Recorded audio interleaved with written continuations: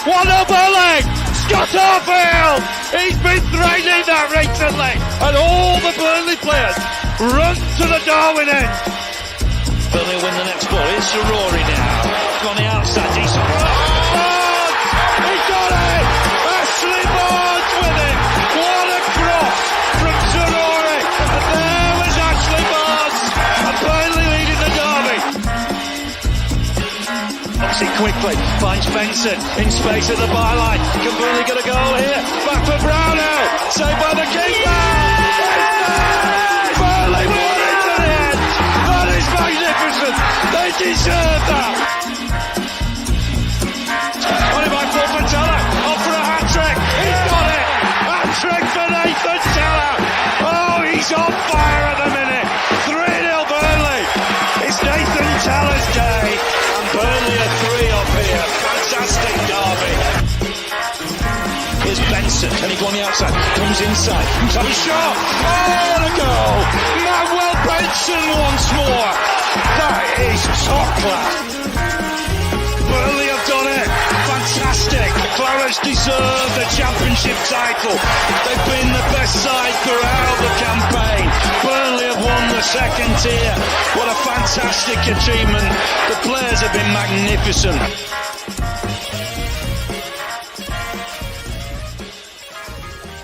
Yes, hello everyone and welcome along to the latest instalment of the TurfCast podcast. Full-time show with me, Joe Redmond, after yesterday's dismal ball draw against Preston North End. And one of the comments that we've got already, this is at 4:10, by the way, it's now 6:30, and Nick Brown commented this at 4:10, says, I hope it's not full of negativity.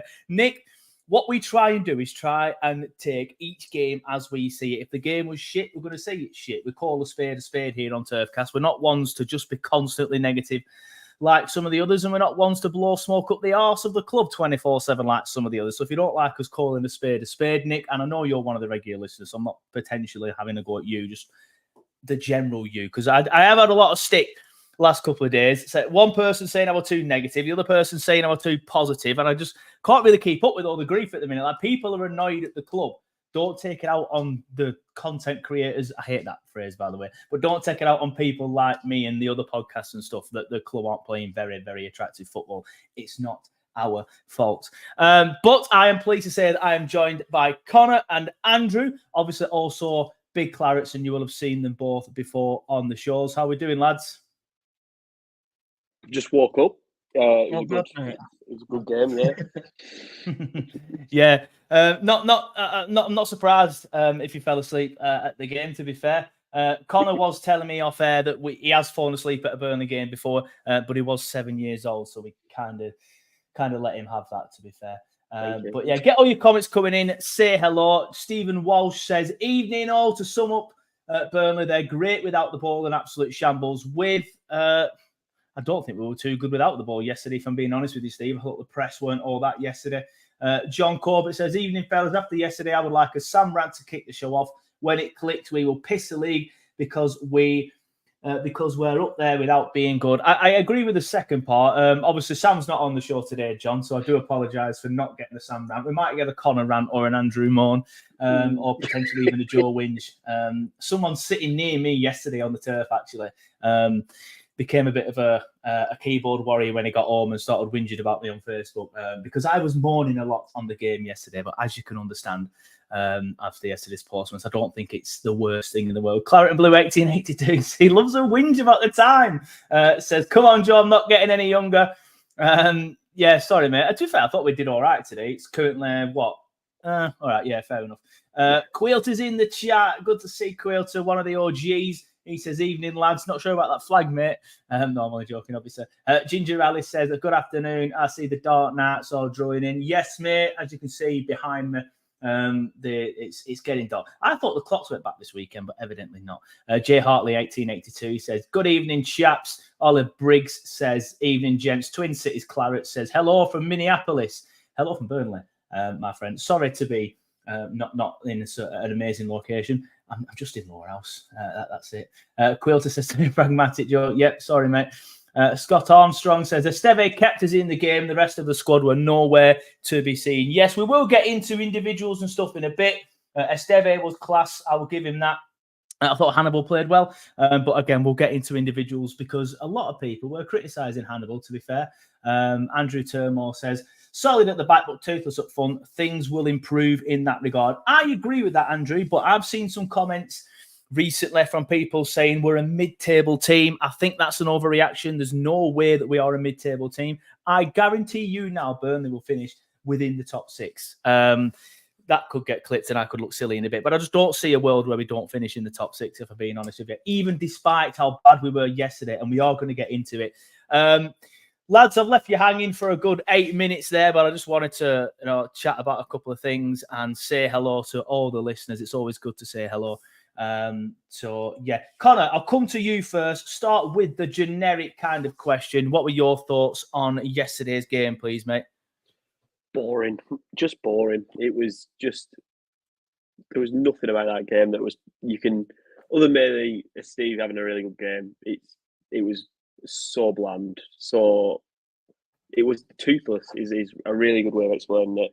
Just had nothing going forward, and we looked so shaky with the ball. Like the chances that Preston had compared to us, it's, I don't want to say concerning, but it is, I do worry that teams further up the league, like a Sheffield United, maybe like, I don't know, to be fair, there's not that many more tough teams to play, but I do worry about when we play the teams higher up the table that aren't struggling like a Plymouth or like a Preston, that we are going to get battered at some point. And I think it's one of those things we're sleepwalking, I think, a little bit too casually into some of these games. I think a lot of us expected us to win both games, Plymouth and Preston, and I think we sort of sleepwalked through both games thinking that we just had more quality than them and that we'd win the game that way.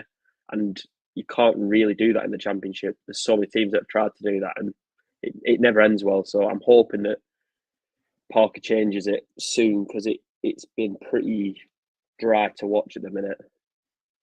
Yeah, I can't really disagree with any of that. I think concerning is the right word. I think I've said concerning. Like, a lot of people are having a meltdown now. I think it's far too early to have a meltdown after how many games have we played? Is it 8? After 9 games, sorry.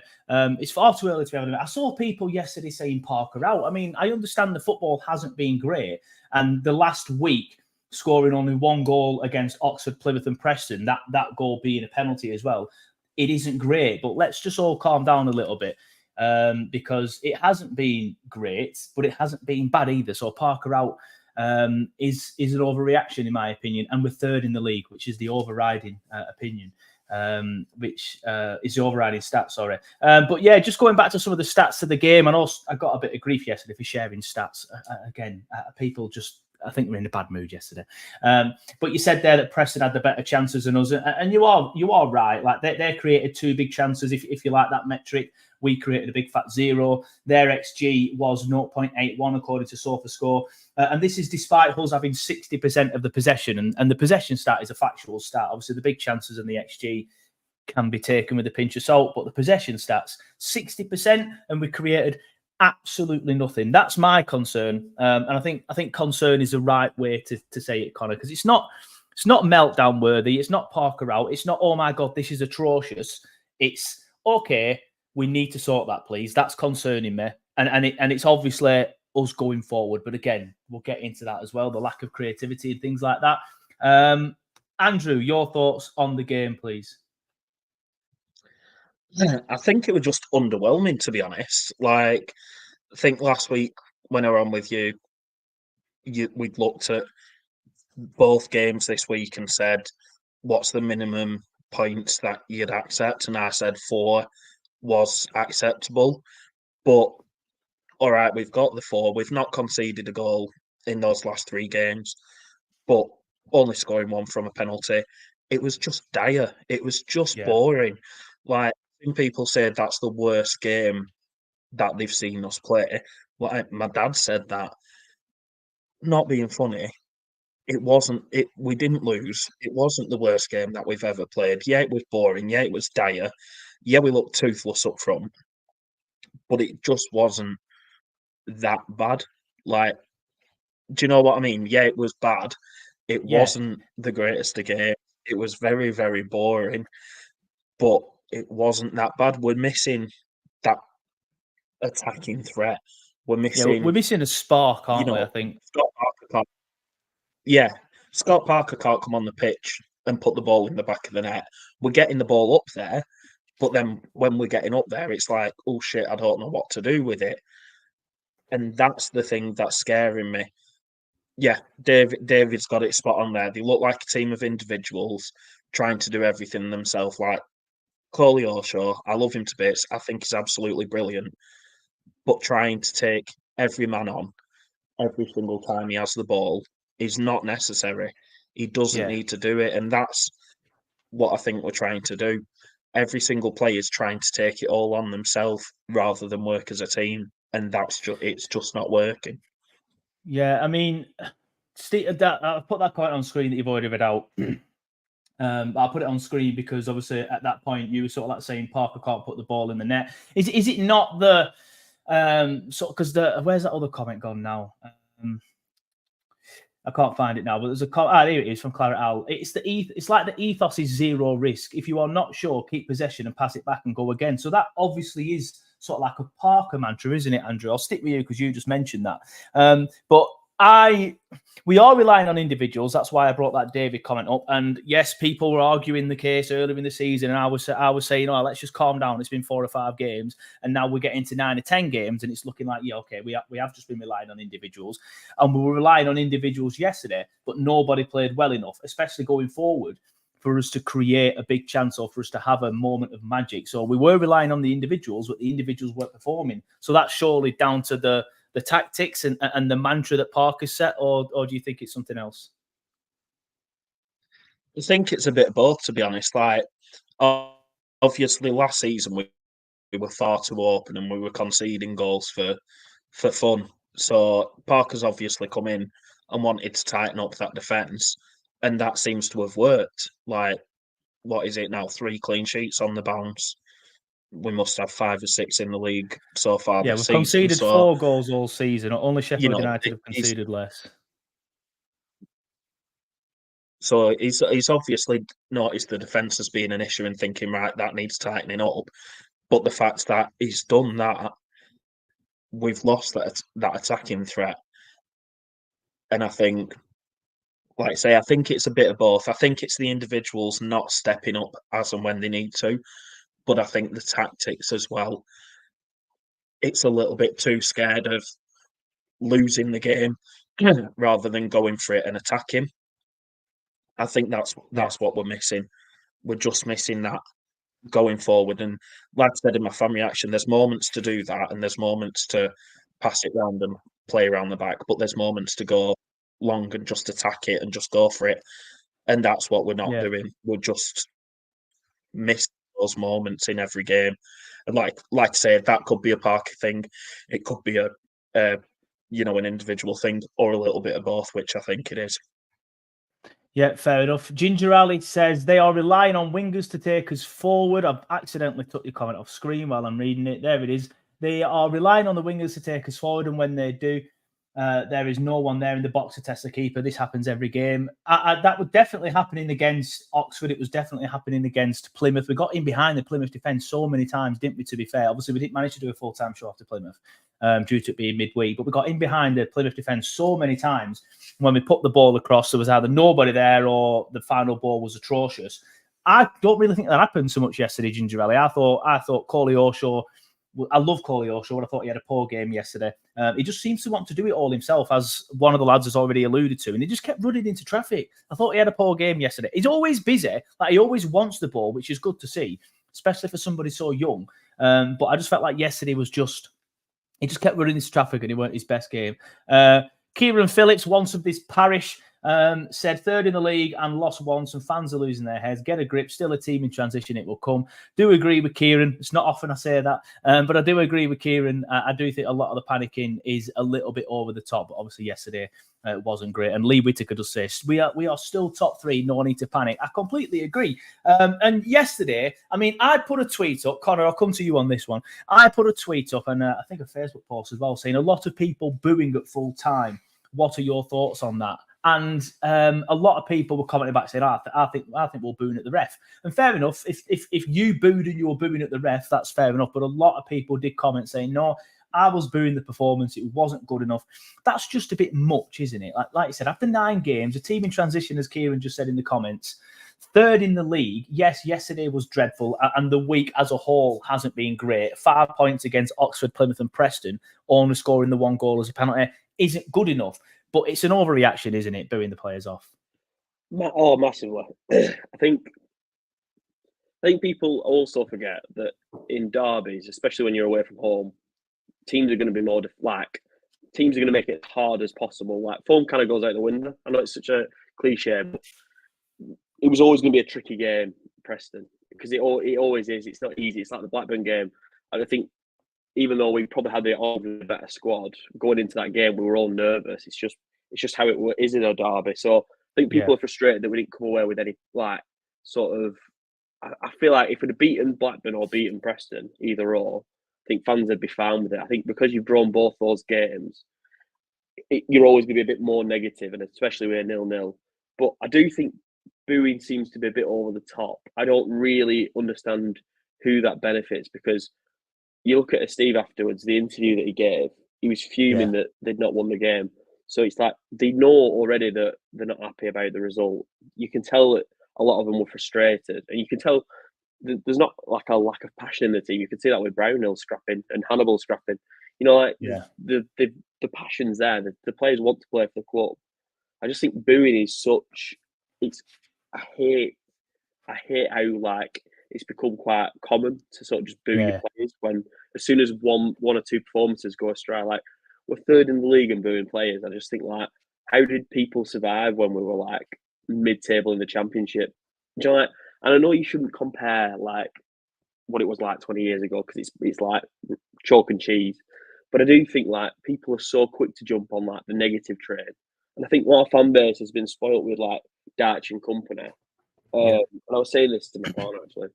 I say company in some ways has been the worst thing that's happened to our club, because these young fans just don't like. It's like the younger fan audience, I'd say.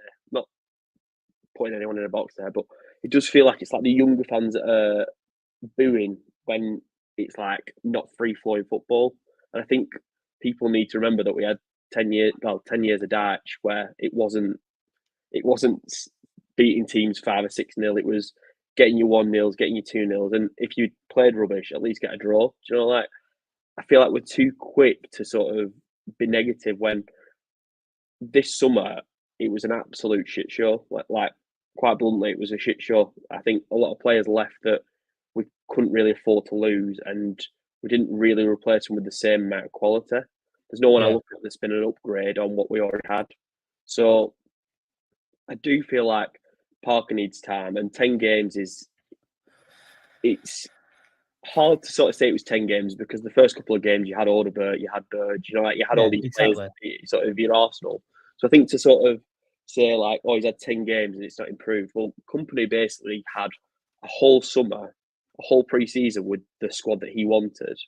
I think to compare like both seasons is just ridiculous, because like one season with company has been able to slash the cash early doors, whereas Parker's only been able to spend at the end.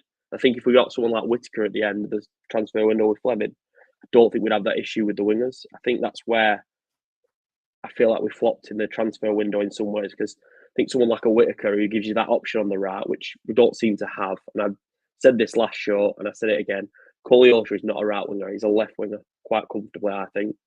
I just think that's where the problem is for me at the minute. And I'm really struggling with the whole, I know it's a bit of a rant, sorry, I'm stealing Sam's thunder here, but it just frustrates me, because it's like, we do have problems, but we also have a massive injury list. And I think fans are so quick when results aren't there to just jump on the negatives. And it's just ridiculous, I'd be honest.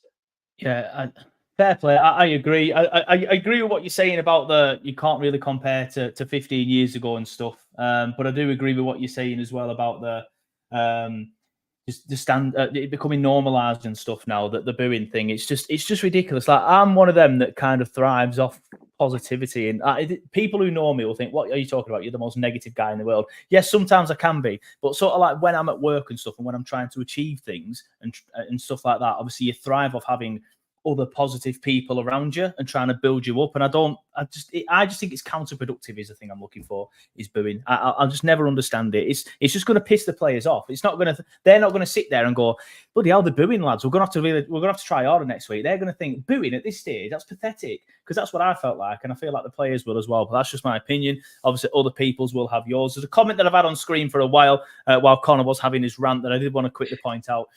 Dean Crowder says, the atmosphere was terrible yesterday. Have we become an entitled fan base? I think we are becoming one. I don't think we are one yet. I think there's large sections of it who shout pretty loud about certain things and stuff, but I do feel like we are getting an entitled fan base. And it's not even the lack of the atmosphere yesterday that brings it, or even the booing. It's just the reaction on social media afterwards. To me, it's just like, why is everybody in massive meltdown? Like we're all passionate. We all want to, we all want Burnley to do well, but why are we all just kicking off with each other? Like it's just ridiculous. And I understand that some of you might not see that much of it because you don't run a Twitter page with 14,000 people or a Facebook page with 40,000. So I get a big brunt of it, or I see a big brunt of it because obviously I go through the comments. I'm not saying it's aimed at me. Some of it is. But I do see a lot of it. And I'm thinking, what are you mourning for? Like, I don't really get it. But Andrew, what are your thoughts on sort of the booing and stuff? And obviously Dean's comment about us potentially becoming an entitled fan base. I think it's just the world we're in now. I think, yeah, we are becoming entitled, but we've got not necessarily a right to be entitled, but we've been in the Premier League for so long. We've been that, a team up there, so the expectations are higher. I don't agree with booing yesterday. I did boo yesterday, but it was at the same time when I was calling the referee a tosser and everything else I could call him. So my boos were definitely aimed at that pillock. But any boos yesterday that were aimed at the team and the players and the fan, and Parker and anything, give your heads a wobble because we're third in the league. We've lost one game. Yeah, it was poor. Yeah, it was boring, but it was still 0-0. We were lucky to get away with it. Obviously, I'm sure we'll go on to it later. Their goal. We were lucky to get away with it. But we're 10 games in. At the end of last season, when we were talking about Vincent Kompany, we said he'd have 10 games to give him the chance. We got Scott Parker.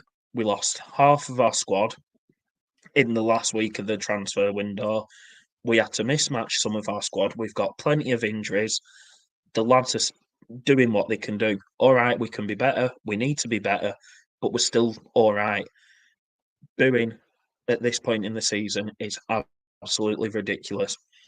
But I do agree with the atmosphere because apart from 10 minutes yesterday when it were all kicking off between their players and our players and there were a little bit of handbags and stuff, the atmosphere was just dire for me.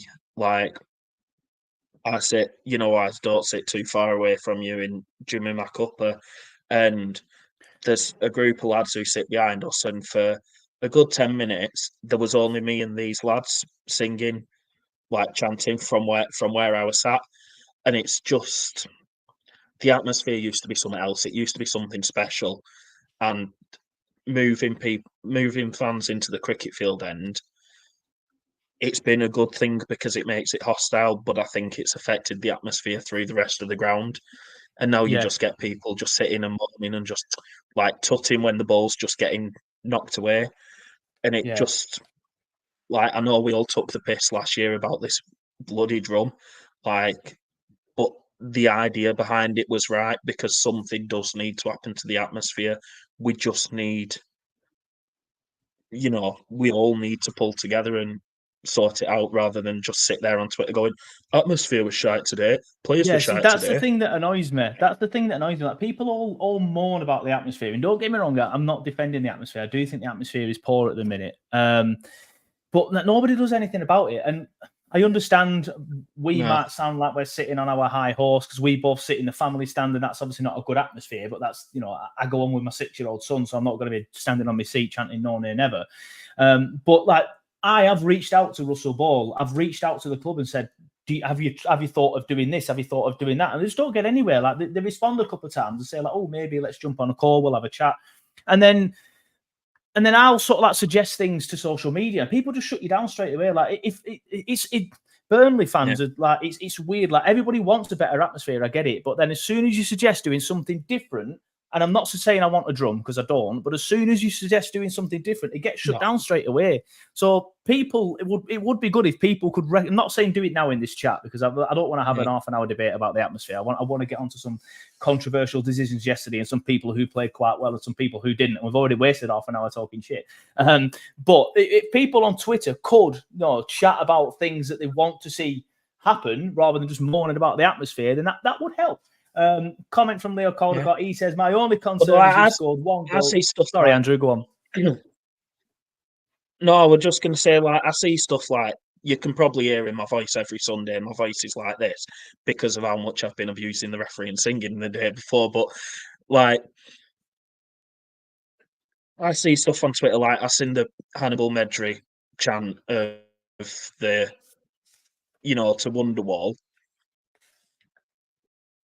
It's been put on Twitter loads of times. People try it.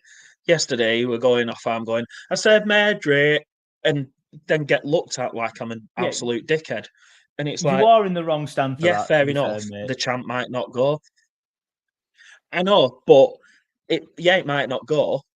But at least you're trying something. At least someone's trying to start an atmosphere. And you say I'm in wrong stand, but kids around me love it. The kids around me are always laughing, and you can hear them singing along. It's everyone else. And I'm not having to do with anyone before anyone says that I am having to do with them because it's just the atmosphere. It's just poor. Yeah. Jay Hartley, 1882, says half price drinks. That would definitely work. To be fair. But yeah, going back to Leo's text, Leo's message on screen, because he did send me a text whinging that I didn't read it out. So I'm going to have to read it out. My only concern is we've scored one goal penalty in the last 3 games. Hopefully we will sharpen up final third sooner rather than later. On another note, Esteve was class. We'd be lost without him. There you go, Leo. Read it out. But completely agree, to be fair. I do still think we'll get better. I still don't think we'll sharpen up. We did mention earlier in the chat about as only getting the 1 goal and not enough creativity over them last 3 games. But anyway, let's move on because I do want to bring in some pictures and I do want to talk about some controversial decisions. Connor, I'm going to come to you on this one, but we got very, very, very lucky with this decision, didn't we? You can see there, I think it's Robbie Brady taking the free kick on the left-hand side of your screen now. It's a quick free kick, to be fair, from Preston. And it's the guy. Obviously, I can't bring the video in because if I do, it's copyright infringement. But it's the guy at the closest part of your screen on the right-hand side that is the one that is deemed offside by the linesman. You can see that there's probably 3 Burnley players playing him onside. It's a horrendous decision, isn't it, Connor? It's quite clearly onside, and we got lucky with that one. No, he's off. Fair enough. Draw one of those VAR lines that he used to with a pencil. He's offside. That's to be fair, I mean, he's obviously on. But to be fair, my main concern with this isn't the linesman. Although, as much as I dislike Alan Nixon, I know that sounds rich me saying that when I share his tweets and stuff all the time and use his tweets for videos. He made a good point today because obviously Blackburn had a goal incorrectly disallowed. And Preston have now had a goal incorrectly disallowed. Both early kickoffs, both with the sun just peeking up over that hill behind the Bob Lord stand, and both by the linesman in that side. I think there's an issue there where the linesman can't see, because if you look at the shadows are obviously elongated towards the screen. The sun would have been in the linesman's eyes. I mean, obviously, I'm happy that it got disallowed, but it's an awful decision. And but to be fair, my main concern is what I was going to say, because I made a bit of a digress there, is how poor is that back line? Why is it diagonal? Why is it not straight? Get them all straight, get them all in line with Esteve, and then he would have been offside. So poor defending, maybe Connor as well. I think Parker knows almost that back line is very vulnerable and very inexperienced, and I think that's why I'd say this past week he's been very positive about his defence. I would say he's definitely sticking up for him because he knows that they need the confidence more than, say, an experienced player. I think if you've got Worrell or you've got his name escapes me. Is it Egan? John Egan, yeah. Yeah. I think if you have either of those in the back line, you're a lot more structured than that. That's quite clear. You know, like, I think we said about the age on the commentary that Pires is 21. I think Humphreys is 21. Esteve is the oldest at 22. So it's like there's quite clearly inexperience in that back line, which is going to cause us problems against the better teams. But I mean, Sean Dyche should be turning in his grave looking at that. I love that saying when someone's clearly still alive and well. But yeah, Sean Dyche will be fuming seeing that. But it's a poor back line. Like, there's some comments in here saying that you know, he started off in an offside position, but that's irrelevant. If you look now, when the ball is being played there, he's clearly onside. That's all that matters. Where's that other comment gone now? Here from Simon Woodhouse. Trafford didn't even try to save it. The flag went up early. He did. Trafford went down, mate. He might have not put his best effort in if the flag did go up early, but Trafford definitely went down to try and save it. And I don't think he would have saved it, to be fair, because it was a good effort. Andrew, I know there's not really much to say, to be fair, other than it's onside and the linesman's got it wrong. And I know you alluded to it in your fan reaction as well. What are your thoughts on that clearly incorrect offside decision? Yeah, he's miles onside, and he, like, you can't even. I think Stockley Park could look at that and go, yeah, he's onside. Like, and if they'd get it that blatantly obvious, then I don't know what the linesmen were doing. Because I mean, like you say, Nixon talks bollocks, so I wouldn't agree with everything he said, but he might have a point there. But he's miles onside. But my main concern's probably the same as yours. The defending there's awful. Like, the chance shouldn't even be there. I mean, it weren't a free kick in the first place. I mean, that is a good point. I don't think it was a free kick in the first place. It weren't a free kick in the first place, but it's dodgy defending, and we got away with it there. Yeah, I agree. It's poor that it's happened, to be fair, but I mean, I'm not going to overly complain about it. Obviously, I just felt like we had to discuss it because it's a main talking point, and Preston fans have quite clearly been crying quite a lot online about it. So if there's any in the chat, tough titties, it happens. I tried to bring it in professionally. In fact, I can quickly do it now. If I just quickly do this, I've just been sent something by a friend which proves that this might actually be onside. You know what? I'm not even gonna. Where is it now? No, you know what? I'm just gonna take it off. I'm just gonna show it you on screen rather than bringing it in professionally. There you go. It's quite clearly offside there, everybody. So Preston fans, stop your whinging. He's offside. Quite clearly offside. You can see the lines there, done by Stockley Park in a championship training match. So yeah, but obviously no, I'm only joking. We got away with that one just like we did against Blackburn. However, Connor, I'll come to you first on this one. Colin says his shadow's offside. To be fair, Colin, just to quickly bring it back in, it's not. His shadow is still just in line with it. That's how bad of a decision it is. Yeah, look, obviously we'll move on. It is what it is. We got away with it, to be fair. But however, I do quickly want to bring in something else. Connor, like I said, I'll come to you. Should we or should we not have had a penalty? Now, what I will say to caveat this before we get into it is offsides are factual. Offside is offside. Whether you agree with it being a toenail offside or you think the rule should be different is a different debate, but offsides are offside. These are all grey areas and you can have a debate about them until the cows come home. So they're all, you know, I don't know what the word is, but they're all debatable. I personally think it's a penalty. I'll give my reasons in a bit. But Connor, what are your thoughts on this one, mate? It's a penalty, isn't it? Unless he's got a really baggy t-shirt on, which he doesn't. It's a penalty all day, isn't it? Really. And I think the thing that annoys me is that if it's outside the area, that's a free kick. Comfortably. Yeah, it's not even like debated. And John Craven there says it wasn't given because he didn't go down. Do you think if he went down, he definitely gets it? I don't think he would. I don't think this whole shirt pulling thing's a problem. I think that's, if you look at that image there, it's quite clear he's pulling it in, and you can see it affects him obviously on the video as he lands. Yeah, I do feel like this whole, like, if it's in the area, if it's outside the area, it's given. If it's in the area, it's not. It's so stupid. It's like that is such a clear and obvious penalty. Yeah.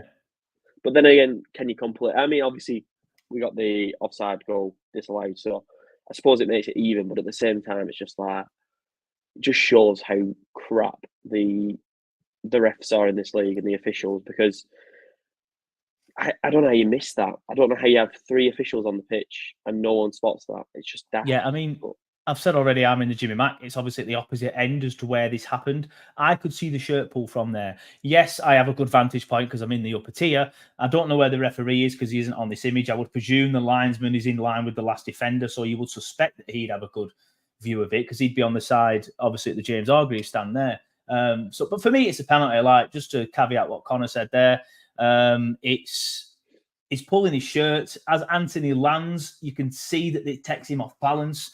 I saw some Preston fans saying it doesn't impede him. It does, because when Anthony lands, he's off balance because of this shirt pull. He brings it down on his chest. Probably not the best control in the world, but without the shirt pull and without being off balance, he probably then goes on to get a shot away. Robbie Brady pulling his shirt has then made him not get a shot away. So therefore, in my opinion, that's a penalty. And he's clearly impeded him, because without that, he would have got a shot away. So in my opinion, it's a penalty. And I do feel like I'm quite good with stuff like this. I don't just sit there and say, yeah, it's for Burnley, so it's a penalty, claret tinted glasses and all that. I'm one of them that will be subjective. And I will say sometimes that, things like this aren't a penalty, decisions that don't go our way are correct and things like that. But for me, that it's a penalty. Probably would have been a soft one, but I do feel like it's a penalty. Simon Woodall says linesman should have flagged for it. Well, he's got no excuse about the sun being in his eyes there, has he? Because as you can see by the shadows, it looks like it's gone overcast at this stage, to be fair. So he's got no excuse there. Quilter says, my fellow countryman Robbie Brady clearly missing wearing a Burnley jersey, so just wanted Anthony's. Maybe, mate. But yeah, for me, I do think it's a penalty. Andrew, come to you next on it. What are your thoughts on the Anthony penalty incident, please, mate? Yeah, I agree with you too. It's definitely a penalty for me. I don't know what Preston fans are saying about him not impeding him, because you grab hold of someone's shirt, you're impeding them. Like, if you're pulling them back, you're impeding them. But I do disagree with Connor there that if that's anywhere else on the pitch, it's given us a free kick, because this wasn't the only time they had hold of our shirt. Like, players were grabbing each other's shirt, not just Preston players. It was both teams grabbing hold of each other's shirt. I think every time Foster went up for the ball, their number, I don't know what player it were, but he had hold of them every single time. Their centre-halves are doing it a lot.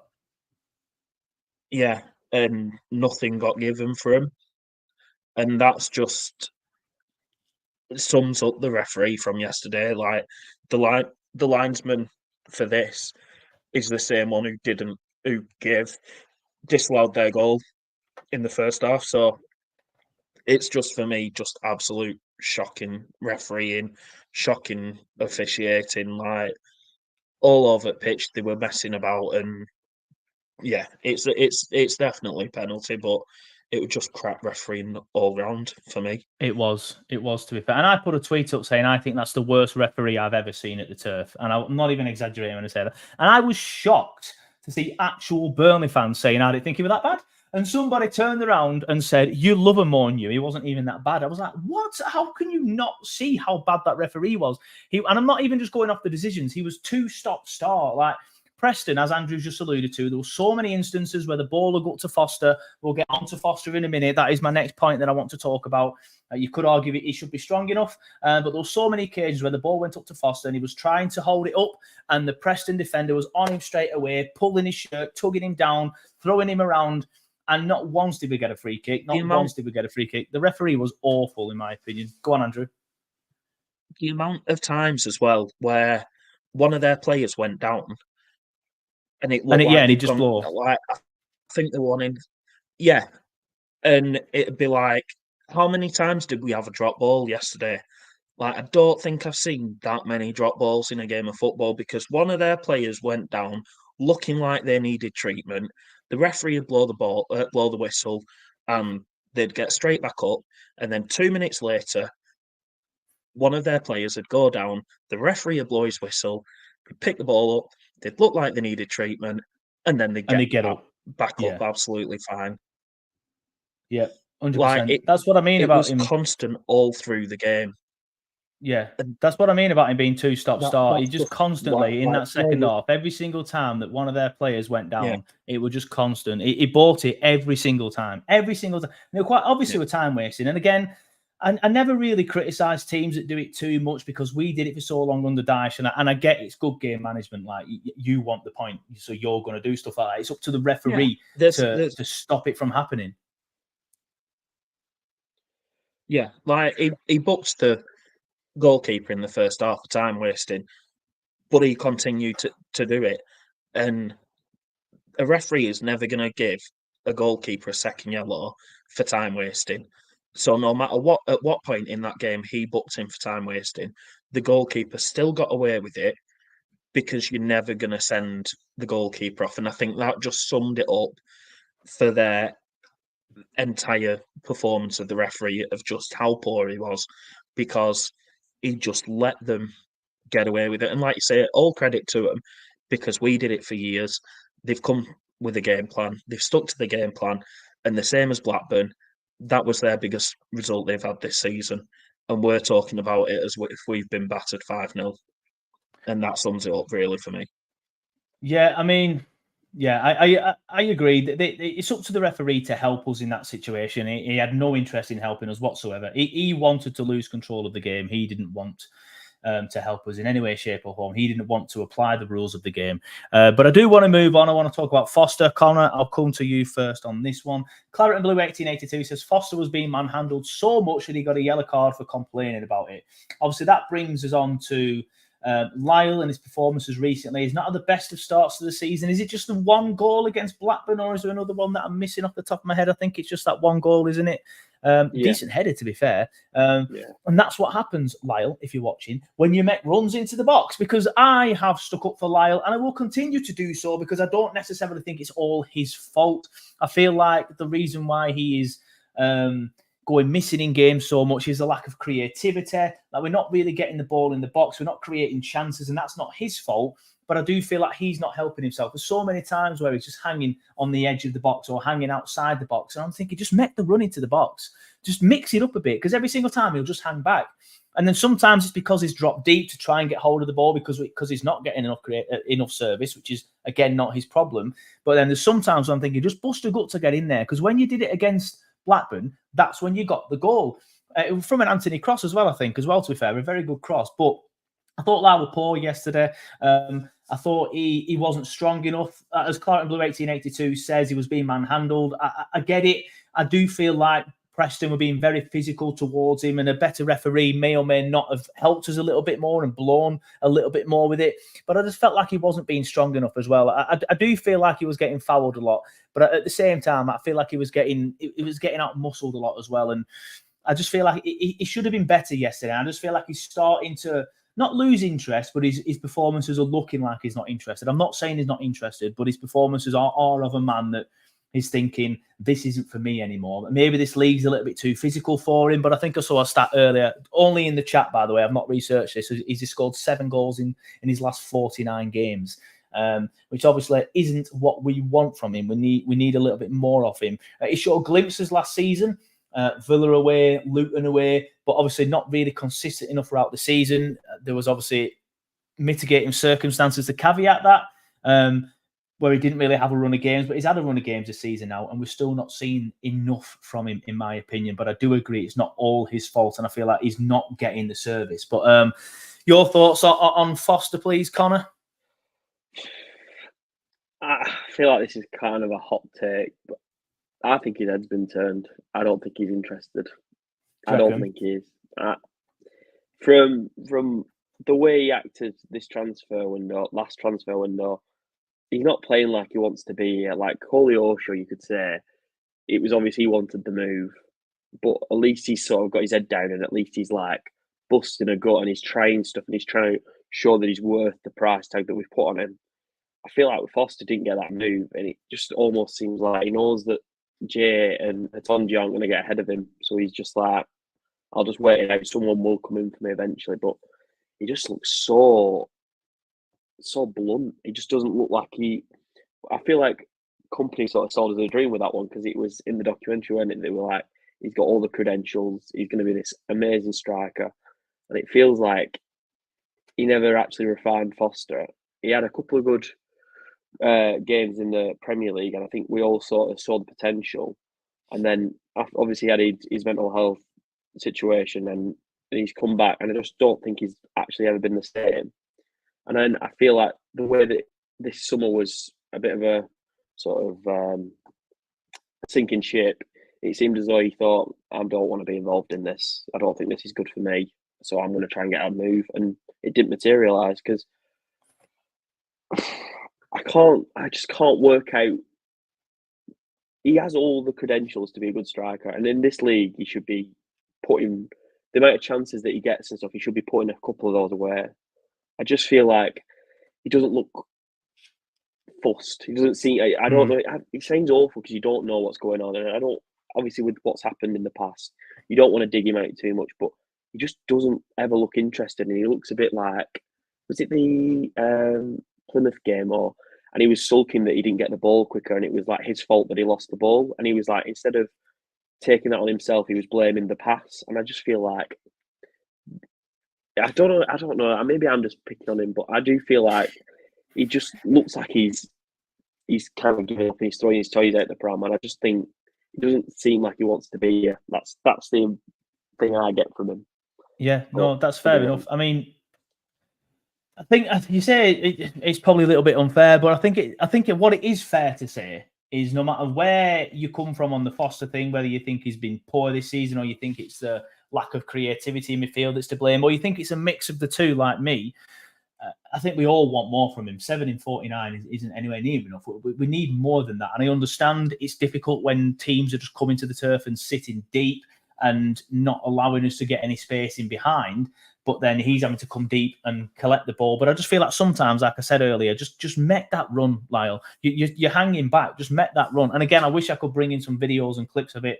But I remember seeing it a couple of times yesterday. And obviously, copyright issues means I wouldn't be able to bring any videos in. I haven't actually seen one. I remember a couple of times yesterday thinking, why has he stood there? Just make that run. But Warren Lee Jones says Foster is absolutely rubbish, he says. He couldn't hit a barn door. Massive wages, lazy and toothless. Don't necessarily agree, Warren, but interesting take. Aaron Dunn says, just face it, we need a better forward that can develop options for Foster. It's like we just have no guts to do it. I agree with what you're saying there, Aaron. It's sort of like going back to what Connor said as well. He said he knows that Hontondre and Jay aren't good enough and they're not getting in front of him. And I think that's the problem. I think Lyle could do with like 2 or 3 games out of the team now where we say to him, look, you've not played good enough. You're getting dropped now. And that might energize him. That might motivate him. But he knows that that's not going to happen. So we kind of stuck with him. Maybe, I mean, we'll get into it after I've asked Andrew and gone through some of the comments. We could mix it up a little bit with Fleming up front and change it that way. But we'll get into it in a minute. Claret and Blue 1882 says he's not getting a service because our wingers are trying to do everything and he has to drop deep to get into the game. I do agree with that, mate, but I still want to see more from him.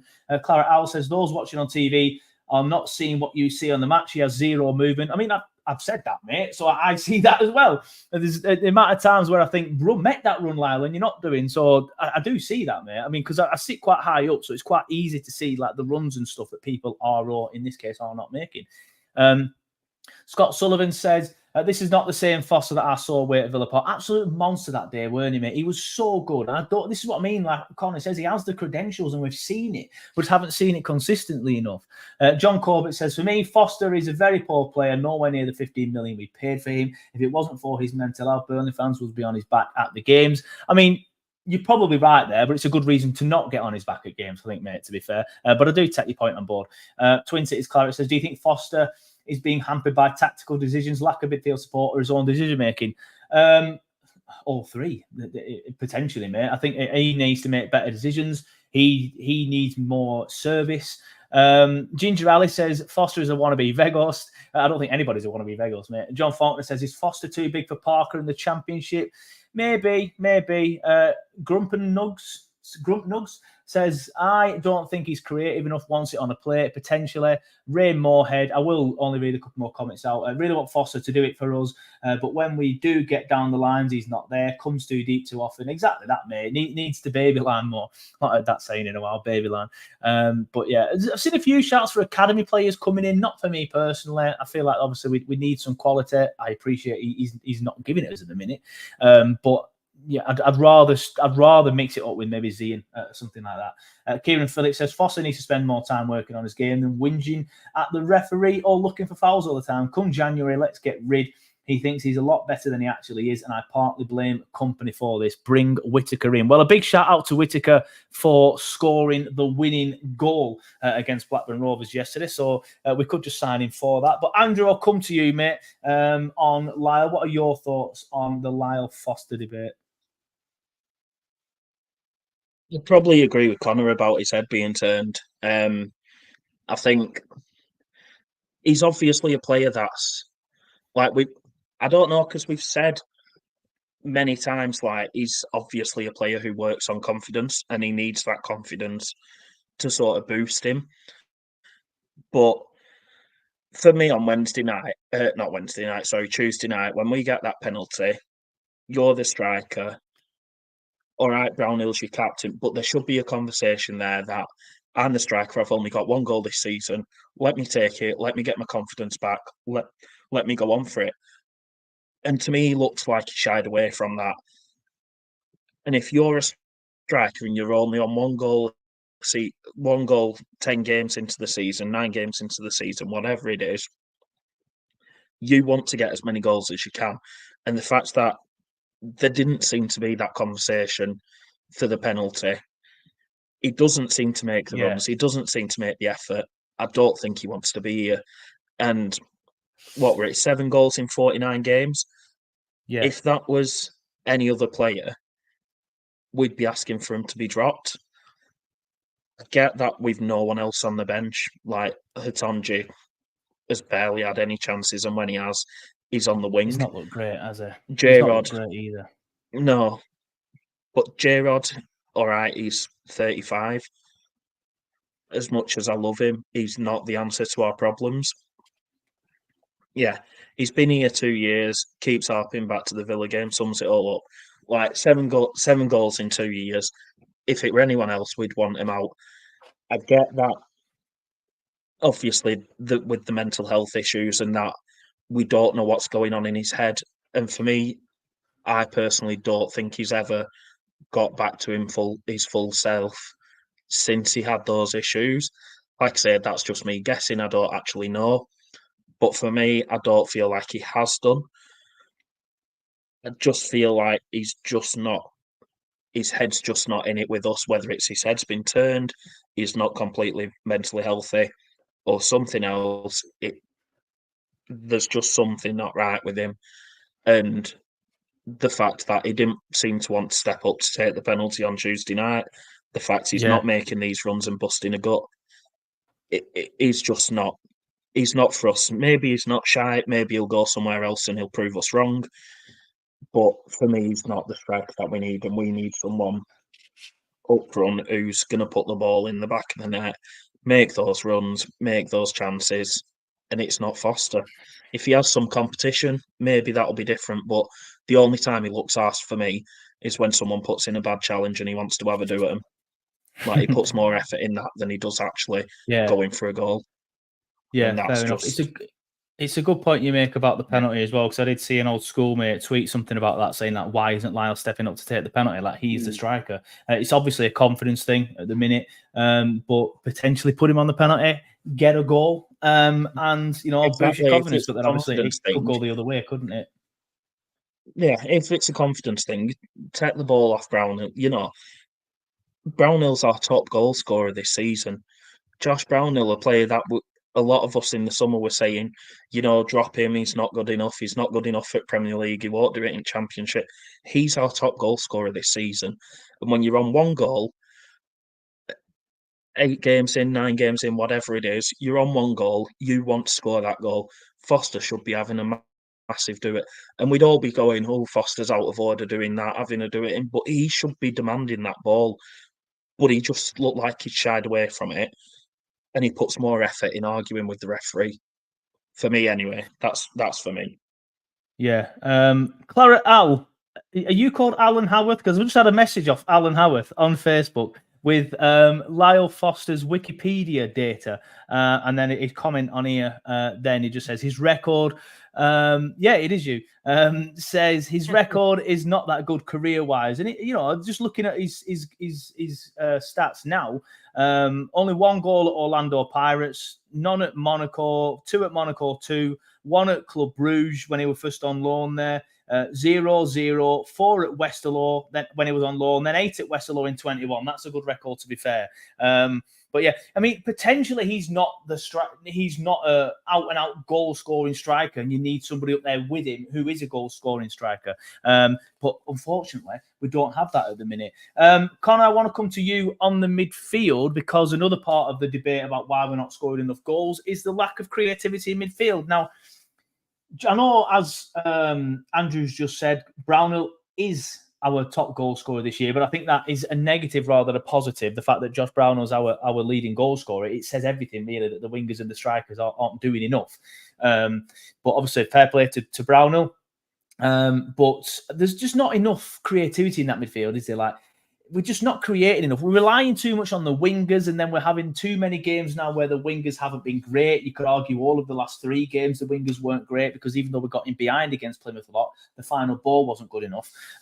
So we rely too much on the wingers, the Koleosho's and the Antonys or the Sarmientos, and if they're quiet or busy but lacking the final ball and not creating the chances, then obviously, unfortunately, we're not going to create enough, are we? So what do we need to do in midfield to get some creativity? Because for me, I like Hannibal, and I don't want to suggest dropping him, because I think he's been the best of the midfield 3 so far, but he's not a number 10, in my opinion. No, he's not. He's not. That's the issue with Hannibal. And I said the same thing I've said a week ago, was that I feel like Brownhill and Hannibal are very similar. And I mean, Brownhill's got the goals, and I feel, for me, like Brownhill has done more for us this season than I'd say Hannibal has yet. I feel like Hannibal's a very good player, and I do think there's got to be a way to try and get him in the team. But the way it is at the minute, it's not working. It's quite clearly not working what we're doing. Yeah. I feel like, for me,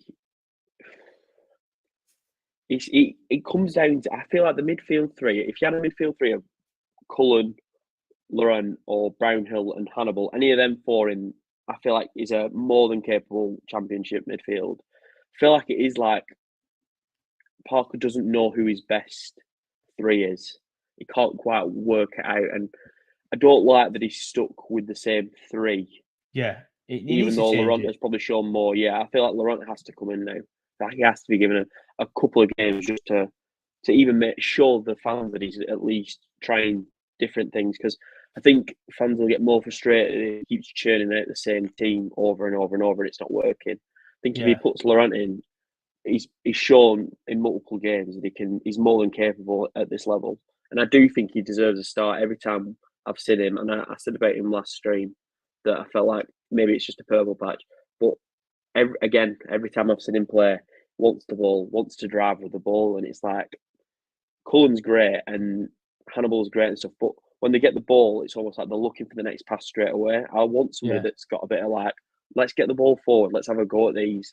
I know it probably is more tactical, and Parker's probably more conservative in the sense of I don't want to lose the ball because my midfielder is driving forward, but he's got to try something different because it's not working, and I feel like that's where the issue is that we're forcing the ball out to the wingers, expecting the wingers to do then half the work to put it on a plate for Foster, who still stood outside the box. So it's just like he needs to do something with the midfield because it's causing issues for the wingers, which is then causing issues for the striker. And it's going to keep happening until he changes something, I think. Yeah, I agree. I think for me, I don't know. It's difficult for me. Like even when I sit here and in like try and think who I could play midfield, I can't work it out because I want to keep Hannibal in the midfield because, like I said, I think he's been the best of the midfield three in probably the last 3 or 4 games. I thought Brownhill had a shocking game yesterday. I don't think Cullen was much better, and I like Josh Brown. I feel like I'm one of being the only one sticking up for him over the last 18 months because I've always said he's probably not a Premier League midfielder, but he's definitely good enough in the Championship, which is obviously where we are now.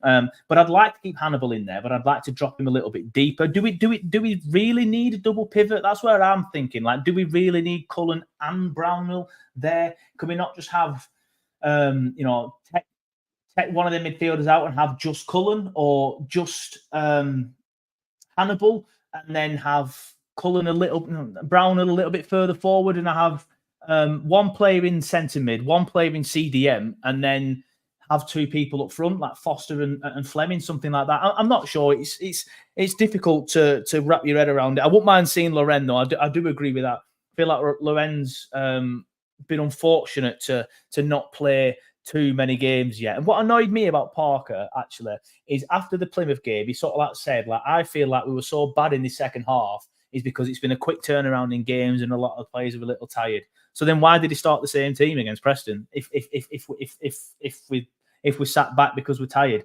That's on the manager. You've got to make them decisions. But for me, I think the midfield needs to change, whether it be personnel, the system or style. Something needs to be different to be a little bit more creative. And whether it's not relying on the wingers as much, because if they have bad games like they have done for the last 3 games, then obviously the system fails. But I've just noticed we've got... Sorry, Conor, you want to say something? Yeah, the only thing I'd say as well is I know a lot of people are saying change to 4-4-2. I don't think he's going to now. I think he's set this formation. This will be the formation for the full season. I don't think he's going to change. I think he's got more midfielders than he has like strikers. So he's always going to play in compact midfield so that we've got the ball more times than we don't have the ball.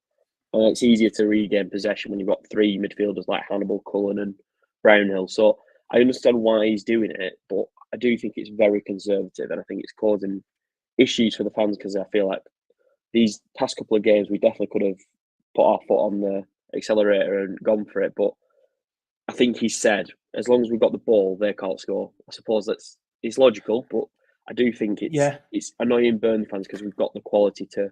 And also in the last few games, we've not created enough big chances against 3 poor teams. So with the ball, we're just not creative enough. I just realised I nearly went to the man of the match shouts before I asked Andrew his thoughts on the midfield situation. So, Andrew, what would you do to try and solve this midfield issue and try and get some creativity into the side?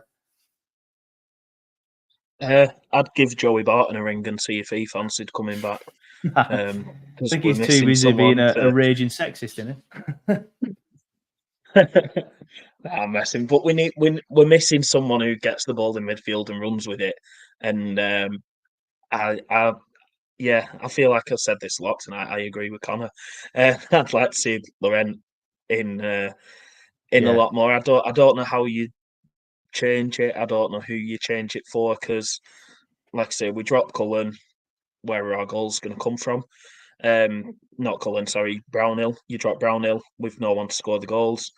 You drop Cullen. We know how good of a passer he is on the ball. Last time we were in this league, it was the fans and the players' player of the season. Hannibal, he's just there to wind them up, and he does a good job of it. And I also thought he was half decent yesterday. It's just how do you fit him in?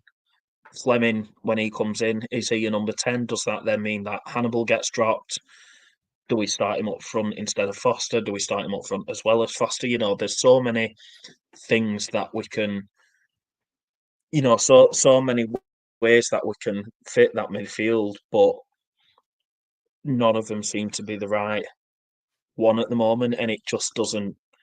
Yeah, I just don't know how you do it, but I'd definitely have Laurent in there because he's just. Yeah. I think we've had Stoke off for him because I think he's been absolutely fantastic since he came in. Yeah.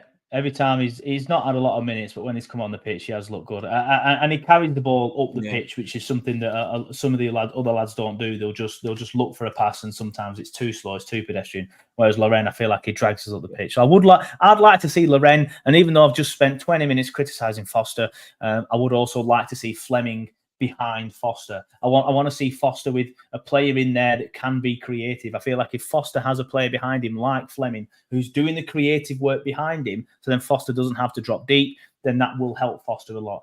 So hopefully after the international break, Zian Fleming is fit, firing and ready to go. I didn't think it was great yesterday when he came on, to be fair, but I don't think anybody was. However, that brings us on very nicely to our man of the match vote. And I feel like it's going to be a clean sweep. I feel like literally everybody in the comments is going to say the same thing. I even said yesterday on Twitter, shall we just skip the man of the match vote and all agree that it's a certain player? Connor, I'll come to you first on the man of the match shout, please, mate. Who are you giving it to, and what are your reasons, other than the fact he's the only decent player that we had on the pitch yesterday? I think for me, Lyle Foster just about edges it. No, it's got to be a Steve, hasn't it? It's got to be comfortably. It's ridiculous how we've still got him at the club. I'm concerned because I did see just before the live stream that Real Madrid are looking for a left-footed centre-back. Well, so we could be in trouble. Yeah, we are knackered then, aren't we? He's comfortably he's so good. Even in the interview afterwards, he's pissed off that he's bloody. Tell you what, game. that interview to me screamed captain. Yeah. Now I'm not for 1 second taking off Josh. I'm not for 1 second suggesting that. But if/when Josh leaves in the summer or even in January, you know, if he doesn't sign a new deal and we get some money for him, then if we are lucky enough to keep Esteve beyond the summer window, which to be fair, we probably won't, he has to be the captain. He has to be. He screams captain. He's a leader. He's the best player on the pitch, so people will look up to him. But yeah, for me, I completely agree with you, Connor.